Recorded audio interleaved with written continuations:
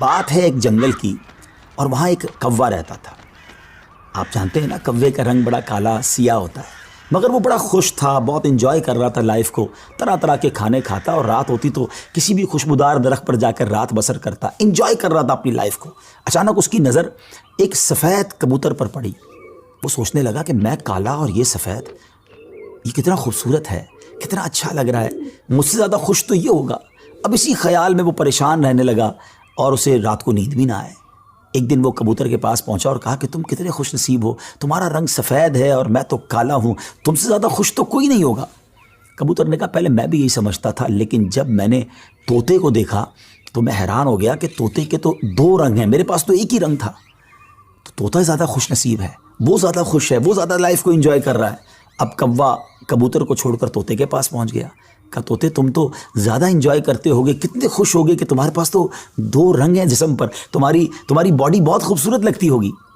تو طوطا کہتا ہے کہ پہلے تو میں لائف کو بڑا انجوائے کرتا تھا کہ واقعی میں بڑا رنگ برنگی ہوں، مگر جب میں نے مور کو دیکھا نا تو مور تو کئی سارے رنگ لیے ہوئے ہے، اتنا خوبصورت ہے کہ اس کو دیکھ کر مجھے لگا کہ میں تو کچھ بھی نہیں ہوں۔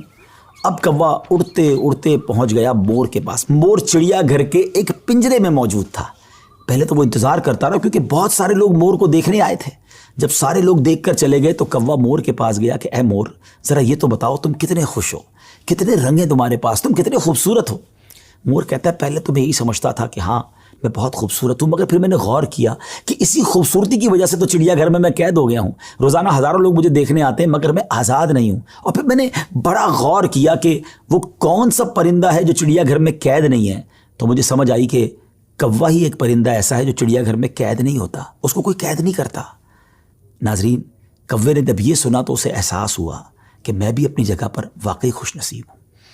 اب یہاں بظاہر تو یہ ایک فرضی واقعہ ہے، لیکن اگر اس کو ہم اپنی زندگیوں پر امپلیمنٹ کریں، اپنے بارے میں سوچیں، ہمارے پاس بہت کچھ ہے، لیکن جب کسی کو ہم سے زیادہ والے کو ہم دیکھتے ہیں نا تو ہمیں اپنی چیزیں کمتر نظر آنے لگتی ہیں، اپنا گھر چھوٹا لگنے لگتا ہے، اپنی موٹر سائیکل، اپنی گاڑی، اپنی سائیکل وہ ہمیں بڑی کمتر لگتی ہے جب کسی کی بڑی گاڑی دیکھتے ہیں، کسی کا بڑا گھر دیکھتے ہیں، کسی کی لائف سٹائل کو دیکھتے ہیں، جو ہے اس پر انجوائے نہیں کرتے بلکہ اس پر شکوہ کرتے ہیں، ناشکری کرتے ہیں۔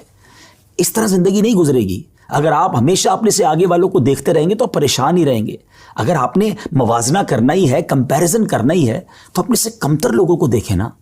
کئی لوگ بڑی مشکل زندگی گزار رہے ہیں، اللہ نے مجھے اور آپ کو بہت خوشحال رکھا ہے، جی ہاں اب بھی ہم لاکھوں کروڑوں سے اچھے ہیں، لیکن مسئلہ یہ کہ ہمیں تو آگے والوں کو دیکھ کر ڈیمورلائز ہونا ہوتا ہے۔ شکر ادا کیجئے، اور سبحان اللہ، میرے رب کا تو وعدہ بھی ہے نا قرآن میں، لَإِن شَكَرْتُمْ لَأَزِيدَنَّكُمْ، تم میرا شکر